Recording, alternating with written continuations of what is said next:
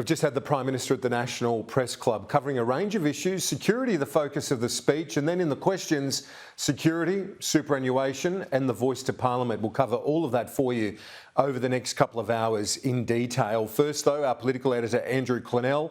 And Andrew, superannuation, is it going to happen? Some changes, some tweaks, as the Treasurer puts it, in the upcoming May budget to the superannuation concessions? Well, Kieran, I have been told that whether or not the budget in May will contain changes to superannuation tax concessions is still yet to be determined. Treasurer Jim Chalmers obviously wants a tax change, leading to more paying tax on their superannuation contributions.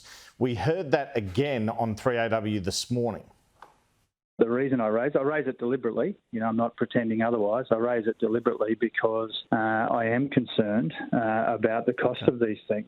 Before long, the cost of these tax concessions will be more than the cost of the age pension itself. Do you accept if you do make changes, it's a broken promise?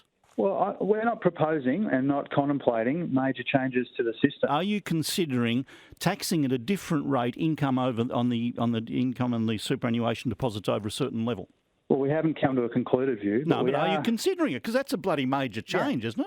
I don't think so. Oh. I don't think people considered it to be a major change last time there were tweaks of that nature. Tweaks, but you're talking about taxing at a different level, the income on superannuation, and that's not a major change. I wouldn't have thought so, Neil. Depends how you do it. Well, here we go. Major changes. Perhaps it was a non-core promise before the election when the PM and Treasurer said they were not going to meddle with super. Prime Minister Anthony Albanese said at the National Press Club a short time ago that the government was not looking at, again, there's that term, major changes to super, and that was his commitment, he says, at the election. We said we would not have any major changes in superannuation, and that is certainly our intention. But we'll receive the review, the report into superannuation. We think it's important that this continue. Well, it doesn't seem like they're doing a review for nothing. If Jim Chalmers lowers the threshold at which superannuation is taxed, that looks like a backdoor way to take away some of the benefits of stage 3 tax cuts. But maybe this just won't happen. This looks like a carbon copy of last year before a budget where the Prime Minister Anthony Albanese allowed the Treasurer to flag potential changes to the stage 3 tax cuts, only for those changes to not be included in the October budget. We're on track to spend more on super concessions, tax concessions, than the age pension by around 2050. Now, I'm not convinced that that's a sustainable way to get to our destination, good retirement incomes for more Australians now and into the future. And so while our immediate focus is on consulting on the objective of super, that can't be the end of the conversation about super's sustainable future. All right, I thought we had him talking last year as well, but we don't. In terms of this latest foray, ultimately, in the lead up to a by-election, the government hopes to snag off the Liberals in Aston on April 1.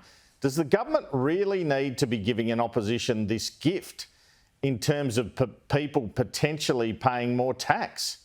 Today, the Assistant Treasurer, Stephen Jones, who personally never committed to no change on superannuation tax concessions during the election campaign, tried to say on First Edition with Peter Stefanovic that the PM and Treasurer were taken out of context on what they said in relation to super prior to the election. It's got to be taken in the context of all the... We actually took policies to the election which foreshadowed that we'd make some changes, particularly some fine-tuning around the way superannuation funds are managed, the way they're regulated. We actually took promises to the election saying that we would be doing those things. So when the Prime Minister made those comments, when the Treasurer made those comments, they're about those bedrock issues. And we're affirming that we had no intention of making those major changes to superannuation, including changes to the superannuation guarantee levy. OK, but listen to this. This grab here is clear. In the election campaign, the now PM is saying no more super taxes. Does Labor commit to the current super arrangements for self-funded retirees and other superannuants? And do you rule out any increases to super taxes and changes to caps? We've said we have no intention of making any super changes. One of the things that we're doing in this campaign is we're making all of our policies clear. We're putting them out there for all to see.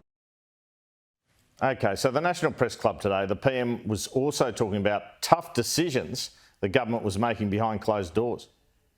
Families are having to make tough choices, and so are we.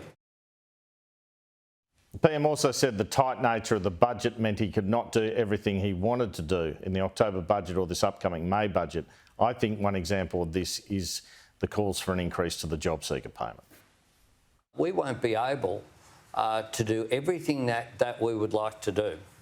I can think of a number of measures that I would like to do last budget, let alone next budget, that it is just not possible to achieve all of that in a short period of time.